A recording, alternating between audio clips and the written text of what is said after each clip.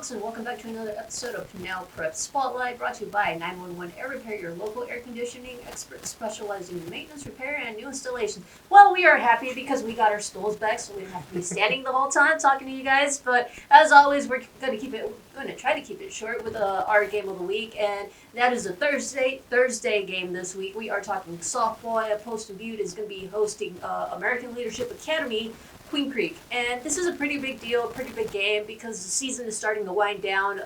The play-in round is in just 2 weeks or so, more or less, depending on when you are watching this. And right now, looking at this week's initial power rankings, Poston Butte comes in at number 17. And at least these last 4 games are a big deal because if you finish in the top 16, regardless of where that's at, either you get a bye if you're in the top 8, you don't have to worry about the playing round. But if you're in those next ones, 9 through 16, then you get to host during the playing game. And that's a pretty big deal because it's a big difference between staying home or possibly playing somewhere close by rather than having to go to, say, Flagstaff, Bullhead City, or Douglas. So pretty big deal here. David, what are you expecting from the game? You know, I'm expecting this team to kind of come out and continue to have a pretty decent run. They've had a couple losses here and there, but they've been able to bounce back, and that's the biggest thing that we've seen from them so far. And these are winnable games. LA Queen Creek is a kind of a middle of the pack team, currently with a 7-5 record. Poston Butte is doing a much better job at 9-4. Just depends on competition that they face, but they've done a really solid job this year, and it feels like Poston Butte is just always going to be a team that we talk about for softball. They just have continuously showed why they are deserving of that, and they just continue to progress and continue to put together good teams. You know, as someone that's really shined this year is Haley Lopez in her senior season. Batting, 658 is insane. She's also a good pitcher for them, kind of adds some depth to the pitching rotation for them inside the circle. So look for her to kind of continue to lead this team and kind of be the on the field and off the field leader for this squad. I really like what she's bringing to this team, and they're well coached as well. They've had a really good run here, and I think this is going to continue to be, an example of what they can be. It's just going to come down to, can they lock in and get the wins that they need in order to get themselves in the position they want to become play-ins and playoffs.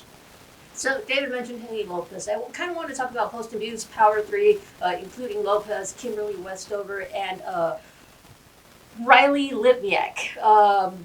Lopez and Westover are both seniors, and they've just been through this their whole career. They know what's expected of them, they know what to do, and they know how to carry themselves and bring that senior leadership to the team.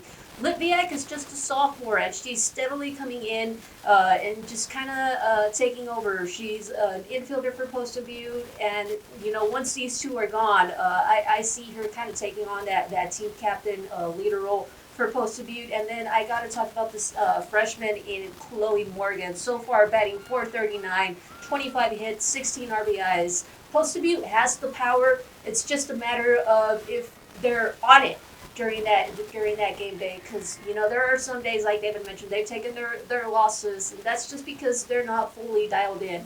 So if this Poston Butte team can dial in for these next couple of games, I see them securing a spot in that top 16 and securing a play-in game. But quickly looking over at ALA Queen Creek, their do-it-all girl is Chloe Barbell. She's batting .513, 40 hits, 29 RBIs, and then she also gets it done in the circle. 118 innings pitched, just 48 walks, 144 strikeouts. That's going to be something to keep our eyes on.